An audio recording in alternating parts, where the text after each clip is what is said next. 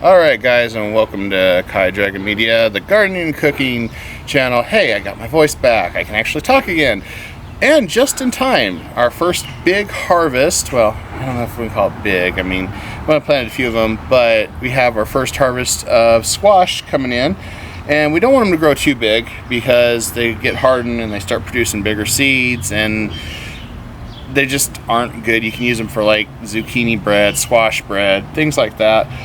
But we're going to use these for like stir fries and other, we can even grill them. So we're going to go ahead and show you how we're doing this, show the kind of what the harvest looks like and kind of what to look for as well, because it is flipping from spring to early summer. And so the other thing we got to worry about is checking the plants for parasites, especially vine borers. What they do is they go into the base of the squash, eat into the plant. If that happens, then we either have to pull the plant because we don't want them to reproduce, or we have to try to do some emergency work.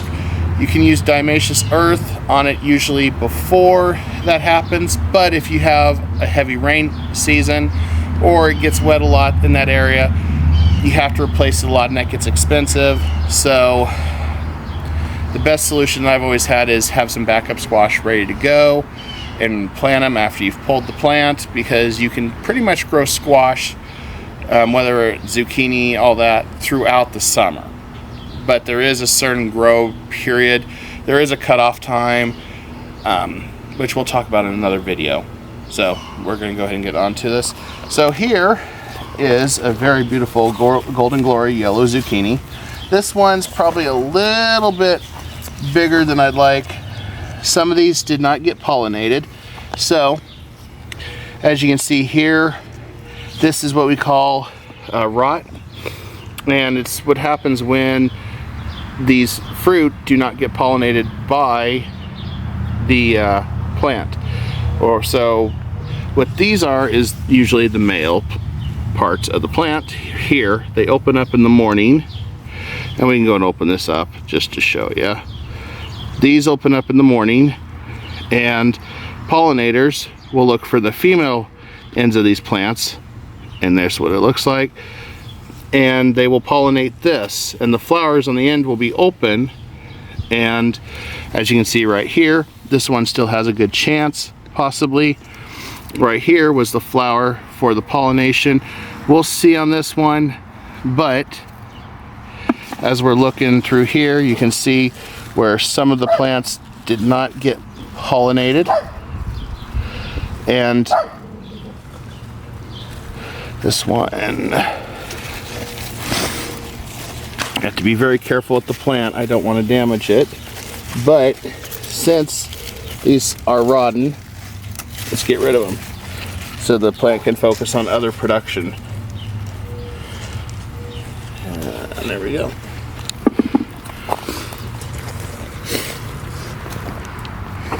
So what we got going here is, like I said, we'll give this one a chance.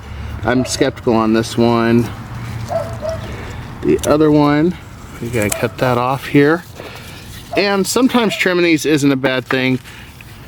It just kind of depends. Like this one accidentally broke, so we'll go and cut this. And there is ways to trim zucchini, squash, to make it where they get more airflow. But in this case, we got two really close by, so it would not benefit us to do too much right now, because some of these leaves are still pretty weak. So we're gonna go in here, closest to the stem, cut. And as you can see, we got ourselves a very, very beautiful zucchini here.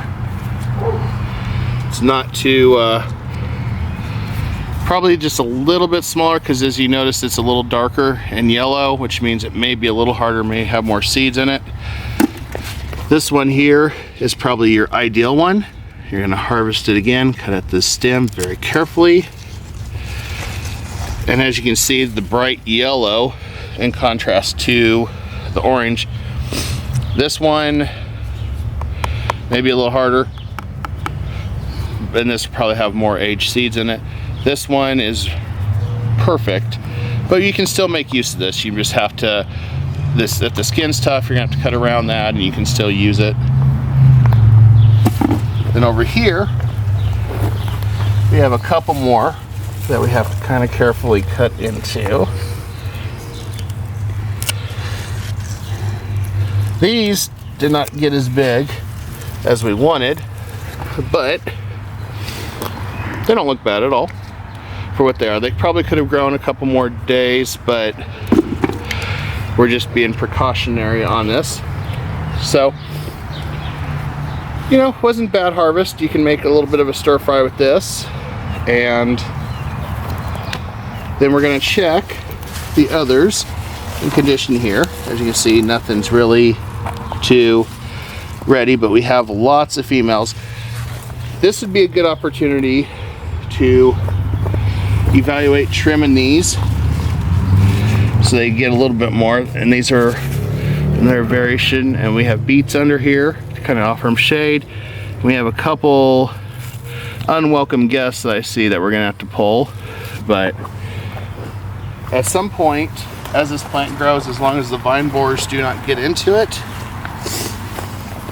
we will have to cut it and trim it down a little bit. And as you can see, we don't want this wonderful little thing in here. So we pull it all the way, make sure you get all the way to the root. Never leave a weed half grown in there, otherwise it'll just grow. And then, as you can see, we have some that don't look like they've done too well, but we can harvest these.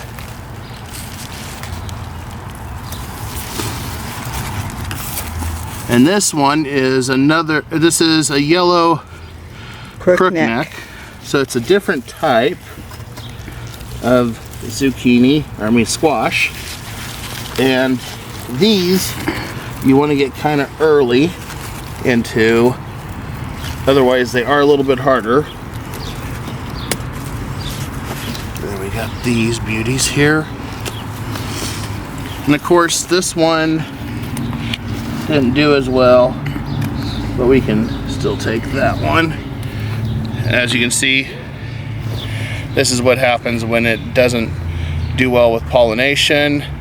It kind of rots in the center. So one important thing you have to look for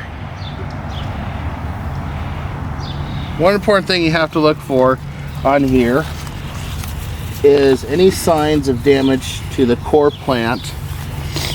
And in this instance, right now I am not seeing any damage to any of the core plants.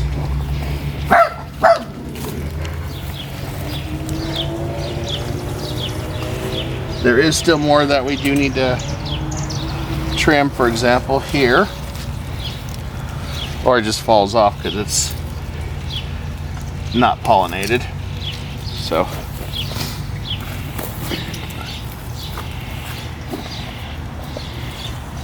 okay, so these are looking good. No signs of any type of bad critter attacking them. We're gonna go ahead and check out over here and see how these ones are doing. And these are another kind of squash, and they're growing nice. As you can see, we've got a nice plant here. The flower pollinated, did well. There's nothing here, so this will fall off over time.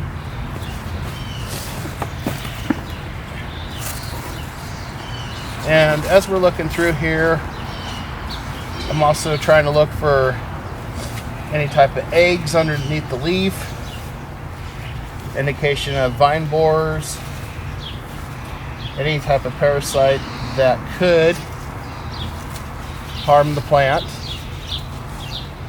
This is also a great time if you have ladybugs. Hopefully they're here taking care of all your parasites. But taking care of squash, one of the easiest plants you can do. They're self-sustaining and they grow really well. And you can have summer squash, zucchini throughout the summer. They have a short growth cycle.